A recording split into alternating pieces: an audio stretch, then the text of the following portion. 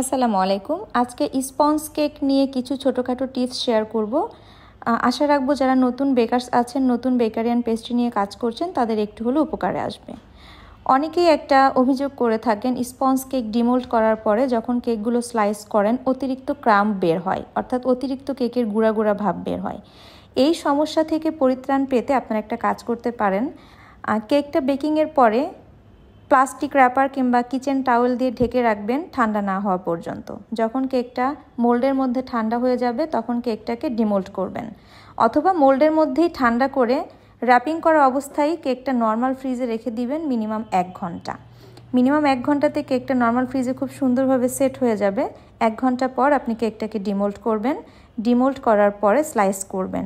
তো আমি কিন্তু কেকটাকে বেক করার পরে রুম টেম্পারেচারে প্লাস্টিক র্যাপার দিয়ে ঢেকে মোল্ডের মধ্যেই ঠান্ডা করেছিলাম। ঠান্ডা করার পরে আমি ওই অবস্থাতেই মোল্ড সহকারে কেকটাকে নর্মাল ফ্রিজে রেখে দিয়েছিলাম 1 ঘন্টা। ফলস্বরূপ আপনারা দেখতেই পাচ্ছেন আমি কিন্তু কেকগুলো চমৎকারভাবে স্লাইস করে নিচ্ছি। কোনো ধরনের কোনো ক্রাম্প কিন্তু বের হচ্ছে না। সামান্য সাইড দিয়ে হালকা একটু ক্রাম্প বের হওয়া স্বাভাবিক, কিন্তু অতিরিক্ত ক্রাম্প যাদের বের হয় তারা চাইলে এই টেকনিকটা অ্যাপ্লাই করতে পারেন। তো যারা অর্ডারের কাজ করে থাকেন তাদের কাছে ছোট্ট একটা রিকোয়েস্ট থাকবে, আপনারা আর্জেন্ট অর্ডার না নিয়ে চেষ্টা করবেন কেক যেদিন ডেলিভারি দিবেন তার মিনিমাম 2 দিন আগে অর্ডারটা কনফার্ম করতে। এতে করে আপনার হাতের কাজও সুন্দর হবে, আপনার কেকের কাজও সুন্দর হবে। আর আরেকটা কথা না বললেই না, তাড়াতাড়ির কাজ কখনোই আসলে ভালো সুখকর হয় না, খুব সুন্দর ফিনিশিং আনা যায় না। এর জন্য একটু সময় নিয়ে যদি আপনারা কেকটার কাজ করতে পারেন তাহলে কেকটার আউটকামও ভালো আসে। আপনার যে কাস্টমার হবে সেই কাস্টমারও খুশি হবে এবং আপনিও কাজ করে স্বাচ্ছন্দ্য বোধ করবেন। তো এই কেক স্লাইসটা দিয়ে সাধারণত কেক কাটিং খুবই চমৎকার হয়। আমরা যারা সাধারণত ব্রেড নাইফ দিয়ে অনেকেই কেক স্লাইস করে থাকি, তো সেটার পরিবর্তে আপনারা চাইলে এই কেক স্লাইসিংটা ব্যবহার করতে পারেন। এই কেক স্লাইসারটা আপনারা যে কোনো বেকারি শপে পেয়ে যাবেন। প্রাইস আনুমানিক 250 থেকে 300 টাকার মধ্যে হতে পারে।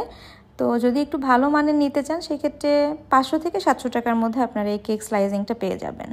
তো এটা যদি হাতের কাছে থাকে কেক স্লাইসিং করা কিন্তু কোনো ব্যাপারই না। এটা বাড়ানো কমানো যায়, চাইলে আপনি মোটা স্লাইস করতে পারেন, চাইলে কেকের পাতলা স্লাইস বের করতে পারেন। এটা আপনাদের অভিরুচির উপর নির্ভর করবে।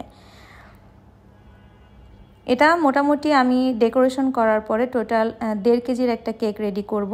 আসলে কেকের ওয়েট নিজের হাতের কাজের উপরও অনেক সময় ডিপেন্ড করে, ক্রিম কম বেশির উপরে, স্লাইসিং কম বেশির উপরও নির্ভর করে। তো এটা নিয়ে আরেকটা ভিডিওতে ইনশাল্লাহ কিছু টিপস শেয়ার করব। যারা একদম নতুন বেকারি অ্যান্ড পেস্ট্রি নিয়ে কাজ করেন তাদের মনে একটা ভুল ধারণা থাকে যে যেদিন কেকটা বেক করতে হবে সেই দিনই আসলে ডেকোরেশন করতে হবে। আসলে এমনটা ভাবার কিছু নেই। আপনি চাইলে কেকের বেসটা রেডি করে নর্মাল ফ্রিজে 3 দিন পর্যন্ত স্টোর করতে পারেন। সেক্ষেত্রে কেকটা অবশ্যই ঢেকে রাখতে হবে। যখন প্রয়োজন মনে করবেন তখন জাস্ট বের করে স্লাইস করে ডেকোরেশনে হাত দেবেন। সবাই ভালো থাকবেন। ধন্যবাদ সবাইকে।